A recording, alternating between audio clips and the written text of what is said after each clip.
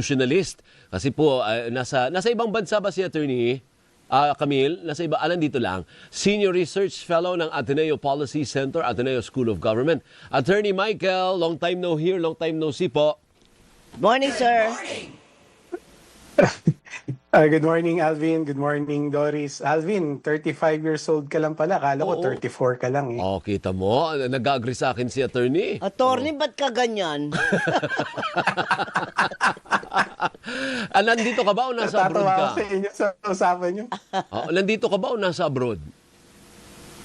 Nasa kasi ako nasa Australia kasi sabi ginagawa sa'yo, ko yung Camille, PhD ko. nasa Australia yan. Although yung Australia naman is just 2 hours or 3 hours ahead of... Yeah, nasa Australia? I'm doing my PhD in law. Oh. Saan? Saan sa Australia? Sa Curtin Law School. Saan yun?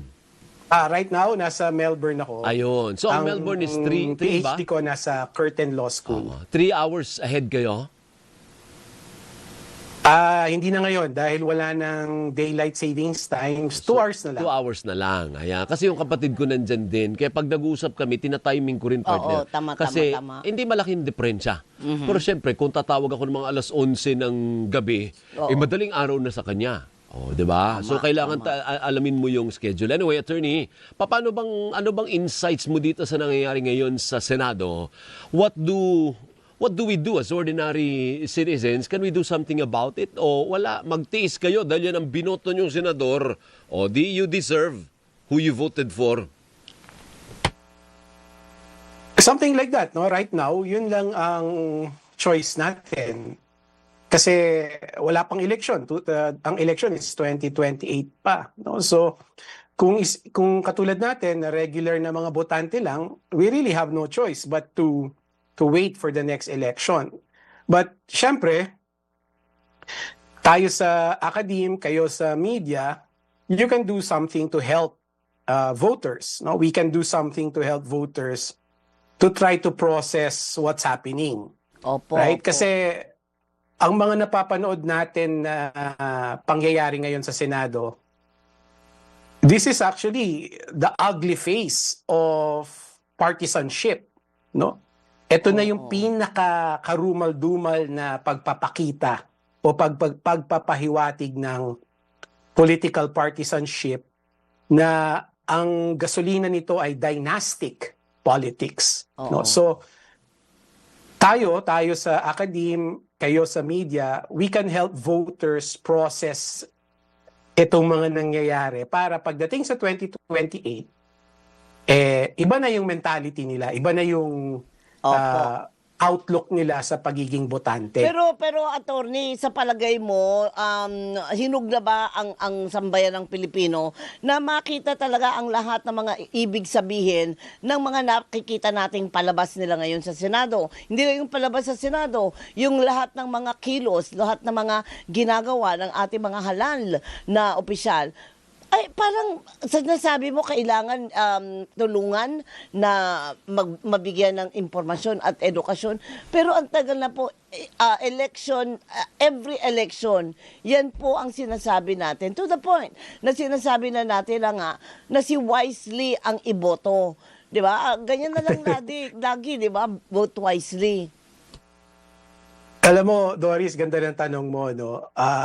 Siguro ang sagot ko sa iyo diyan, yung mga botante na talagang sarado na ang isip, yung mga solid supporters ni Pangulong Duterte, yung mga solid supporters ni Pangulong Marcos, yung mga dilawan, yung mga pinks, yan siguro hindi na natin sila maaabot, no? Kasi sarado na ang isip nila. However, merong 40% sa ating electorate, 40%, malaking bahagi yon, na undecided sila. No, this is what surveys tell us, na merong 40% sa mga botante natin ay hindi alam kung ano ang gagawin, hindi alam kung sino ang iboboto, hindi alam kung sinong pagkakatiwalaan. Okay. Sila yung dapat kinakausap natin, no? Sila yung sinasabi kong dapat matulungan sa pagproseso nitong mga pangyayari. Kasi sila pa yung naghahanap ng mga sagot Sila yung mga naghahanap ng tulong Whereas yung mga solid supporters ng mga dynastic candidates, ewan ko lang kung kahit nasabihin mo sa kanilang mali sila, hindi talaga sila matitinag sa kanilang paniniwala. So, unfortunately, mukhang hindi na natin sila matutulungan. However, the 40% na undecided voters, sila ang pwede pang matulungan because sila mismo ang nagsasabi, kailangan namin ng tulong para malaman ano nga ba itong gagawin namin sa 2028. As a constitutionalist, as a legal expert, ano ang pwedeng gawin ng minorya ngayon para mapuwersa nila ang mayorya na pumasok, as last day nila actually ngayon Ewan ko kung kain nilang tapusin lahat ng kailangan nilang tinapos nung mga nakaraang supposedly session nila. Ano ang, legally speaking, anong pwedeng gawin para mapuwersa yung mayorya na umaten kayo sa session? Kasi ang feeling ng iba, natatakot si Senate President Alan Peter Cayetano na magpatawag ng session kasi baka may dalawa sa kanila ang tumiwalag at maging 13 yung kabila at yun ang magiging bagong mayorya. Correct. But as it is now, ano bang pwedeng gawin legally ng minorya? Well, Alvin, ganda rin ang tanong mo, no? Because of the lateness, no? One day na lang after this, break na, di ba? Wala na sigurong magagawa to compel the attendance kasi kulang na sa oras. However, there is a constitutional provision that allows the minority o yung mga natitirang miyembro na nag-a-attend pa ng sessions na hindi makabuo ng quorum to actually conduct business, no? Kung baga, ang sinasabi ng konstitusyon natin, kapag merong mga miyembro ng Senado o ng House for that matter, hindi ayaw nila mag-attend for one reason or another, and therefore hindi makabuo ng quorum, yung mga nag-attend, maaari silang to do business as a house, no? As a Senate or as a... Kahit wala silang quorum, Attorney Mike, pwede silang mag-conduct ng business? Yes. Ito yung pinaka parang exception, parang nuclear option, I would say, na binibigay sa mga mambabatas na naroon, kaya lang hindi sila makabuo ng quorum dahil nga yung mga karamihan sa kanila ay ayaw pumasok, they can conduct business. So for today, maaari nilang gawin yung SB 11, maaari nilang gawin yung pinapayagan na ng konstitusyon natin. They can do business today. Can you cite the specific constitutional article that will allow them to conduct business even though they don't have a quorum, Attorney Michael? So it's in Article 6, if I'm not mistaken, Section 26, number 2. What does it say? Kung hindi ako nagkakamali, teka. Tignan mo, basahin ko na lang para para sakto, Hindi, para lang kasi baka sabihin ng iba, hindi, dapat may basihan kayo. Yeah, Kaya hiningan natin May patunay. may basihan. Go ahead, Attorney Michael. Hanapin mo ngayon. Ito, Section 6, ay Article 6, no? That on the Legislative Department. Sige po.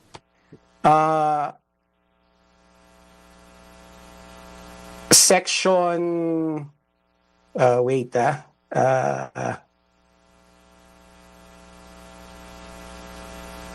Hanapin nyo na kung may Philippine Constitution kayo dyan, magbasa rin kayo para sundan natin si Attorney Michael. Kasi interesting yung sinasabi niya na pwede pala, akala ko kasi talaga, Walang galawan. kailangan may quorum Kaya nga. para makapagkandak. Correct. Ay, kung hindi magbigay yung that is the general rule. Sige po. Sige po. Nakita na po ninyo yung Article 6 mo. Okay, ito. Sige po. Basa. So, Article 6, okay, Article 6, Section 16, so medyo mali ako doon, Section 16, number 2, okay, basahin ko A majority of each house shall constitute a quorum to do business.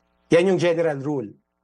But, a smaller number may adjourn from day to day and may compel the attendance of absent members in such manner and under such penalties as such house may provide. So, di ba, ang bungad ko sa'yo, baka yung pag-compel ng attendance kulang na sa oras kasi last day na to. But, yung phrase na, but a smaller number may adjourn from day to day ang ibig sabihin nito, they can conduct business while wala pa rin silang quorum.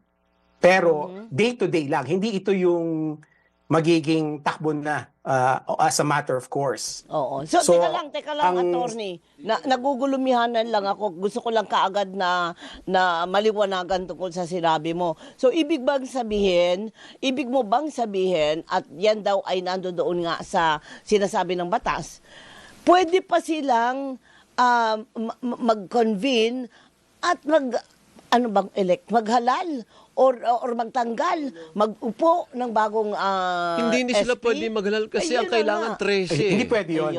Yun lang ang gusto Hindi ko pwede yun malaman. because tama si Alvin, hindi pwede yun kasi kailangan nilang majority doon. Kailangan may numbers doon eh. Merong ibang rules na applicable doon, no? Ibang provision ng Constitution. Ang sinasabi natin na day to day, ang ibig sabihin natin yung regular business lang, yung paggawa ng batas, pag-dispose ng bills, pagpasa ng resolusyon, yung mga ganung day-to-day business lang ng House, ng Senado. Hindi pwede, hindi ito pwede dun sa pag-elect ng chairmanships o ng leadership. Hindi ito kasama doon. Oo. Sa nakikita nyo po, sir, sa nangyayaring kaguluhan at sobrang bugbog sarado na po ang Senate President, 'di ba? Makikita mo, partner, attorney, 'di ba? Hindi mo na alam ano ba talaga lumalaki o lumalakas yung panawagan na bumaba ka na, mag-resign ka na. Samantalang si Cayetano naman andi dito at sinasabi niya na sinabi niya ba, partner, na mag-move on na tayo at hindi pala. Pinaninindigan talaga niya na dapat mag-unite para sa independence doon ng Senado. Independence ang kanyang talagang pinuputakte ng pansin. Tama ba, attorney? At mayroon ba sa palagay mong kahit konting pag-asa si Cayetano na maisulong talaga ito at maipatupad yung sinasabi niyang independence? Malabo kasi, Doris, iba yung ginagawa dun sa sinasabi. For example, kung halimbawa sinabi niya, 'di ba, dapat mag-unite yung quote-unquote, mag-unite yung Senado at maging isa, no? Kung tatanungin mo, kung talagang seryoso yung pananalita na yon na gusto niya mag-unite, di sana hindi na muna pinalitan yung mga chairmanships. Right? That would have been a practical demonstration na talagang gusto kong mag-unite tayo. Yung mga leadership, pwede yun. Yung majority leader, yung pro tempore. I mean, pwede natin sabihin na, sige, magpapalitan. Pero yung mga chairmanships, pwede ko muna siguro na, sige, santabi muna natin yan para patuloy pa rin yung trabaho. For example, yung chairmanship ng education, chairmanship ng agriculture, right? Pwede naman hindi palitan yan at patuloy. Even yung chairmanship ng Blue Ribbon Committee, pwede naman hindi palitan yan para sabihin na natin, sige, out of goodwill, no, na para hindi tayo magkawatak-watak, hindi na natin papalitan yan. So, if there was a practical demonstration like that, pwede pa siguro natin masabi, si Senate President Cayetano can still unite the Senate. Okay. Kaya lang walang ganun di ba? Sige pa. Ang mga sinasabing salita ay hindi nagmamatch dun sa ginagawa. Yan. Hanggang dyan muna tayo, attorney, at naubusan tayong oras. But maraming salamat po. Mag-ingat po kayo dyan sa Melbourne, okay? Thank you. Thank you, sir. Maraming salamat din. Si Attorney Michael Henry Yosinko, isang policy analyst po at constitutionalist at senior research fellow ng Ateneo Policy